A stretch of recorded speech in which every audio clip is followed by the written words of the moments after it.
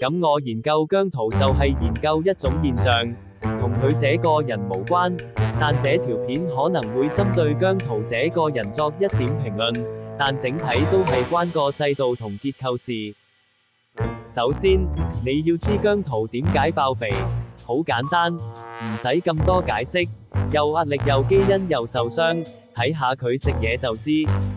佢食嘢嗰種猴擒法，嗰種肆無忌憚，旁觀者睇見都會嚇一跳，但在他的姜粉眼中，偏偏是一種真實同可愛，亦都多得姜粉樂此不疲的收集和展示。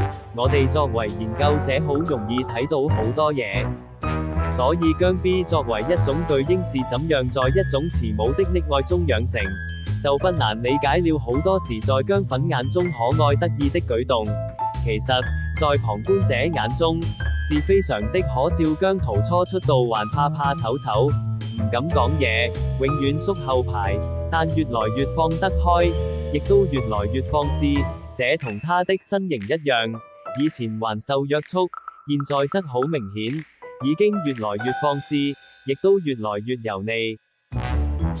好似最近姜濤在節目中成個口水佬咁，但在姜粉眼中，這種滔滔不絕口若懸河當然也是可愛。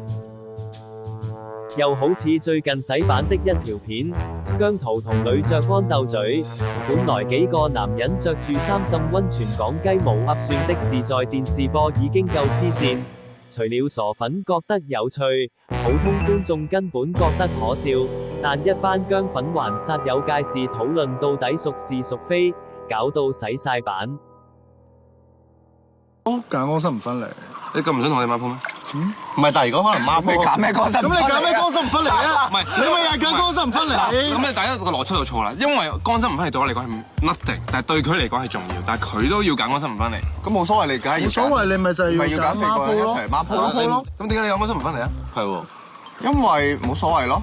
嗱，你點啊？點解我邏輯錯咧？咁樣就等先，問題咪先？你明唔明啊？我唔想。係，即係如果你唔介意歌心唔分離咧，其實你係應該要揀。歌心唔分離咯。係咯。哦，係啊，我揀。等先，係佢咯，錯喎，係你始終一個人喺度舒服過四個人瞓啊嘛。咁你揀歌心唔分離啦，我都唔 care 歌心唔分離。係。咁但係你 care 歌心唔分離，你都係照揀歌心唔分離，即係你好 care 四個人瞓啊。唔係啊，我揀歌心，我咁 care 歌心唔分離，我都揀歌心唔分離真係好唔喎。想，即係所以你真係好唔想四個人瞓咯。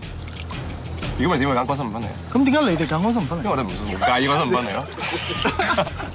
即係將個 loop 入邊。我唔知自己講緊啲乜啦，依家。answer 啦。咪等陣你揀歌心啊，因為你唔 care 歌心唔分離，但係咁咪代表你一個人瞓咯。唔係，即係我一個人瞓。你咪都係你唔 care 嘅話，我揀咁一個人瞓一定舒服啲啦，係咪啊？唔係，所以你一個人，即係你你覺得一個人瞓舒服啲，所以你揀歌心唔分離，因為你自己都話你一個人瞓呢個重要性係大過歌心唔分離嘅，你明唔明啊？攞佢一打。你明唔明啊？你明唔明啊？我唔明。你明一陣先同你解釋啦。我覺得你呢個 logic 唔啱。一陣先同你解釋啦，一陣先同你解釋啦。先不論對錯，但高低係立判。